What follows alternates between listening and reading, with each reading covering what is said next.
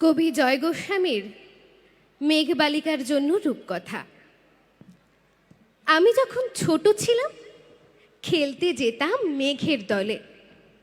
একদিন এক মেঘবালিকা প্রশ্ন করল কৌতূহলে, এই ছেলেটা নাম কি রে তোর?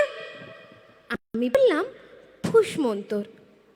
মেঘবালিকা রেগেই আগুন, মিথ্যে কথা, নাম কি এমন হয় কখনো? আমি বললাম নিশ্চয়ই হয়, আগে আমার গল্প শোনো। সে বলল শুনবো না যা, সেই তো রানী, সেই তো রাজা, সেই তো একই ঢাল তলোয়ার, সেই তো একই রাজা কুমার পক্ষীরাজে, শুনবো না আর, ওসব বাজে। আমি বললাম তোমার জন্য নতুন করে লিখব তবে। সে বলল সত্যি লিখবি? বেশ, তাহলে মস্ত করে লিখতে হবে, মনে থাকবে, লিখে কিন্তু আমায় দিবি। আমি বললাম তোমার জন্য লিখতে পারি এক পৃথিবী। লিখতে লিখতে লেখা যখন সবে মাত্র ২-৪ পাতা, হঠাৎ তখন ভূত চাপলো আমার মাথায়। খুঁজতে খুঁজতে চলে গেলাম ছেলেবেলার মেঘের মাঠে। গিয়ে দেখি চেনা মুখ তো একটিও নেই এ তল্লাটে। একজনকে মনে হলো ওরই মধ্যে অন্যরকম। এগিয়ে গিয়ে বলি তাকে, তুমি কি সেই মেঘবালিকা? তুমি কি সেই? সে বলেছে মনে তো নেই, আমারও সব মনে তো নেই। আমি বললাম তুমি আমায় লেখার কথা বলেছিলে। সে বলল সঙ্গে আছে, ভাসিয়ে দাও গায়ের ঝিলে। আর হ্যাঁ শোনো, এখন আমি মেঘ নই আর, সবাই এখন বৃষ্টি বলে ডাকে আমায়।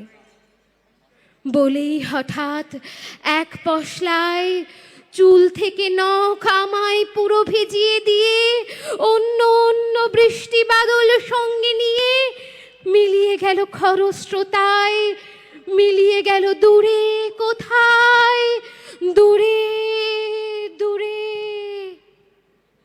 বৃষ্টি বলে ডাকে আমায়, বৃষ্টি বলে ডাকে আমায়।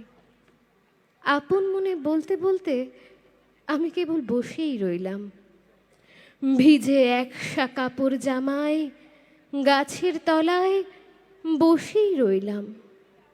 বৃষ্টি নাকি মেঘের জন্যে? এমন সময় অন্য একটি বৃষ্টি আমায় চিনতে পেরে বলল, তাতে মন খারাপের কি হয়েছে? যাও, ফিরে যাও, লেখো আবার। এখন পুরো বর্ষা চলছে, তাই আমরা সবাই এখন নানান দেশে ভীষণ ব্যস্ত। তুমিও যাও, মন দাও গে তোমার কাজে। বর্ষা থেকে ফিরে আমরা নিজেই যাব তোমার কাছে। এক পৃথিবী লিখব আমি, এক পৃথিবী লিখব বলে ঘর ছেড়ে সেই বেরিয়ে গেলাম। ঘর ছেড়ে সেই ঘর বাঁধলাম গহন বনে। সঙ্গে শুধু কাগজ কলম, একাই থাকবো, একাই দুটো ফুটিয়ে খাবো। ২-১ মুঠো ধুলো বালি যখন যারা আসবে মনে, তাদের লিখব, লিখেই যাব। এক পৃথিবীর ১০০ রকম স্বপ্ন দেখার সাধ্য থাকবে যে রূপকথায়, সে রূপকথা আমার একার।